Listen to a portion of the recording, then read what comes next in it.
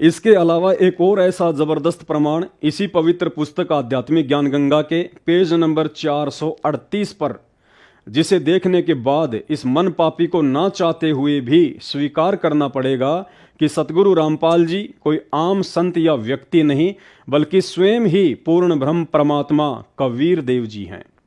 अब आगे भाइयों और बहनों, आपको उसी पवित्र पुस्तक आध्यात्मिक ज्ञान गंगा से एक और ऐसा प्रमाण दिखाते हैं जो अभी दास ने आपको बताया।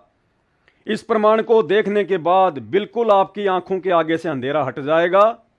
आपके इस मन पापी को विचार करना पड़ेगा, सोचना पड़ेगा कि वास्तव में धरती पर वर्तमान में संत रामपाल जी के रूप में स्वयं कबीर भगवान ही प्रकट हैं, और हमने हर प्रकार से अब अपने गुरुदेव भगवान को प्रसन्न करना है। जब हमें गुरुदेव की पहचान हो गई, देखो जब तक पहचान नहीं थी तब तक तो हम सब धोखे में थे। हम सभी फोटोओं को पूज रहे थे। आश्रम से हमारे को 5-5 फोटोएं मिलती थी, बीच में सतगुरु रामपाल जी, साइड में दाढ़ी मूछ वाले कबीर जी, ऊपर गरीबदास जी, नीचे दादा गुरु जी, साइड में पंडित चिदानंद जी। हम सबको पूज रहे थे। उन फोटोओं को हम अपने दरबार में भी सजा कर रख रहे थे, जबकि दरबार में केवल अपने इष्ट की ही फोटो रखनी होती है, केवल अपने गुरुदेव भगवान की ही फोटो रखनी होती है, अपने गुरु को ही इष्ट मानकर उनकी पूजा करनी होती है। तो हम जब पतिव्रता पद पर आ जाएंगे तो परमात्मा कहते हैं, पतिव्रता जमी पर जो जो धर है पावे, समर्थ झाड़ू देत है ना काटा लग जावे। ऐसा हंस, ऐसा भक्त जब अपने एक इष्ट पूर्ण परमात्मा पर अपने ही गुरु को इष्ट रूप में मानकर जब अपने जीवन रूपी सफर में प्रस्थान करता है रास्ते पर, तो परमात्मा उस जीवन रूपी सफर के पाप कर्म रूपी कांटों को बुहारना शुरू कर देता, उसके दुखों को खत्म करना शुरू कर देता है, झाड़ू देता चलता है कि मेरी प्यारी आत्मा के कांटा ना लग जाए। लेकिन हमें ज्ञान नहीं था। अब परमेश्वर ने दया बख्शी, ज्ञान योग खोला, आशीर्वाद दिया। अब हम उनके संकेतों को समझने के योग्य हुए। तो जानकारी होने के बाद हमने गलतियां नहीं करनी, अन्यथा परमात्मा कहते हैं, जान बूझ सांची तजय और करे झूठ से ने, उसकी संगत है प्रभु सौपन में भी ना दे। ऐसे भक्तों की तो परमात्मा सौपन में भी शकल देखने से मना कर रहे हैं। तो अब हम गलती नहीं करेंगे।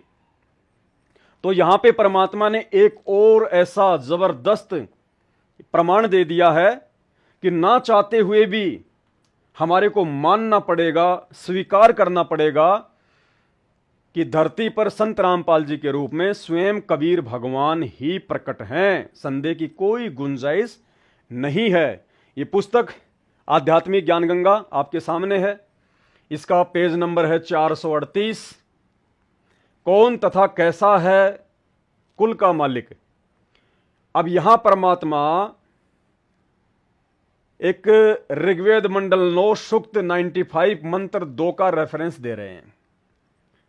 ये संस्कृत में लिखा हुआ है, हम इसको देख सकते हैं। हमने चलना है इसके अनुवाद पर, जो कि सतगुरु रामपाल जी भगवान ने किया है। क्या लिखा हुआ है? भावार्थ। पूर्ण परमात्मा। कौन पूर्ण परमात्मा? कबीर जी।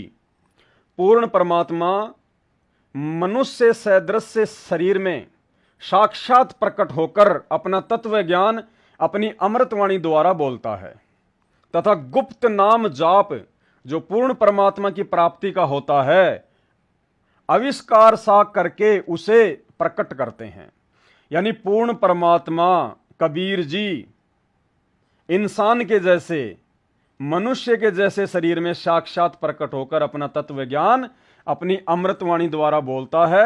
और क्या करता है? गुप्त नाम जाप जो पूर्ण परमात्मा की प्राप्ति का होता है, आविष्कार करके उसे प्रकट करता है।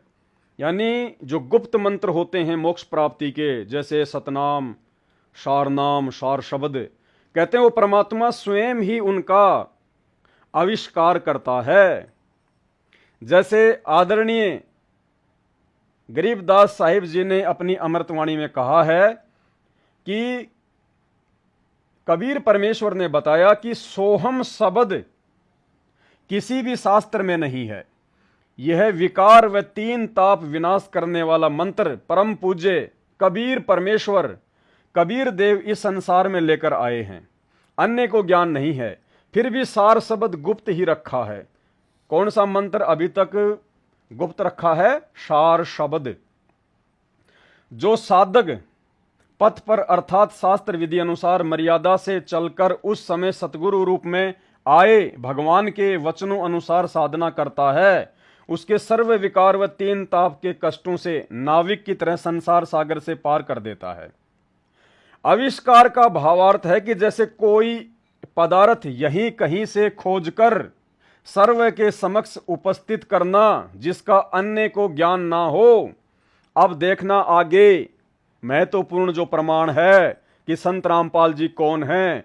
ऊपर आपने साफ साफ पढ़ा कि वो कबीर परमात्मा स्वयं ही मनुष्य जैसे शरीर में साक्षात प्रकट होकर अपना तत्व ज्ञान प्रचार करता है और मंत्रों का आविष्कार करता है। कौन करता है? वो कबीर परमात्मा। अब यहां क्या लिखा है सतगुरु रामपाल जी ने?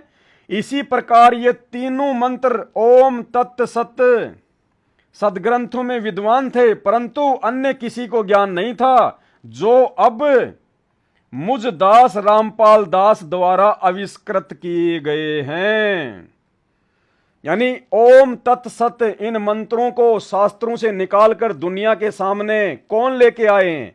इन मंत्रों का आविष्कार किसने किया? मुझदास रामपाल दास द्वारा आविष्कृत किए गए हैं। और ऊपर क्या कहा गया है? उन मंत्रों को कौन आविष्कृत करता है? पूर्ण परमात्मा, यानी वो कबीर भगवान मनुष्य जैसे शरीर में साक्षात प्रकट होकर अपना तत्व ज्ञान अपनी अमृतवाणी द्वारा बोलता है तथा गुप्त नाम जाप जो पूर्ण परमात्मा की प्राप्ति का होता है आविष्कार सा करके उसे प्रकट करता है। कौन प्रकट करता है? कबीर भगवान। और यहां पर किसने प्रकट किया? सतगुरु रामपाल जी ने। तो सतगुरु रामपाल जी कौन हुए? कबीर भगवान, कबीर परमात्मा। ये सारे संकेत परमात्मा ने इन पुस्तकों में छुपाए हुए हैं। समय आने पर परमात्मा ने अपने साथ संगति से जुड़े हुए बच्चों को सद्बुद्धि दी। अब परमात्मा इन रहस्यों का खुलासा करवा रहे हैं। बहुत सारे प्रमाण, ढेरों प्रमाण सतगुरु रामपाल जी के द्वारा लिखित पुस्तकों में छुपे हुए हैं, जो समय पर सबके सामने आएंगे। और जब सामने आएंगे तो हमारा विश्वास दृढ़ होता चला जाएगा, क्योंकि परमात्मा एक ही चीज चाहते हैं कि जो गलती हम आत्माओं ने सतयुग से लेकर कलयुग की प्रथम पीढ़ी तक की, जिस कारण से हमारा मोक्ष नहीं हो पाया, हम सतयुग से लेकर वर्तमान समय तक अपने गुरु को परमात्मा नहीं मान पाए, सतगुरु रूप में आए हुए उस कबीर परमात्मा की पहचान नहीं कर पाए, जिस कारण से हमारा पूर्ण मोक्ष नहीं हो पाया। अब सतगुरु रामपाल जी भगवान चाहते हैं कि किसी भी प्रकार से हम अपने गुरु को पहचान लें, सतगुरु रूप में आए हुए कबीर परमात्मा को पहचान लें और इसी जन्म में पूर्ण मोक्ष प्राप्त कर लें, क्योंकि ये दाव, ये मौका बार बार नहीं लगेगा। ये कलयुग की बिचली पीढ़ी है।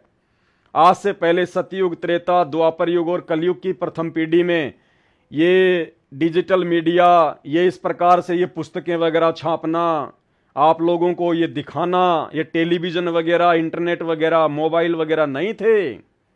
आज सारी सुविधा परमात्मा ने हमें इसीलिए दी है कि हम इन चीजों का भरपूर फायदा उठाएं, अपने गुरु को परमात्मा के रूप में हृदय से स्वीकार कर लें, क्योंकि ये भक्ति का रूल है, ये नियम है।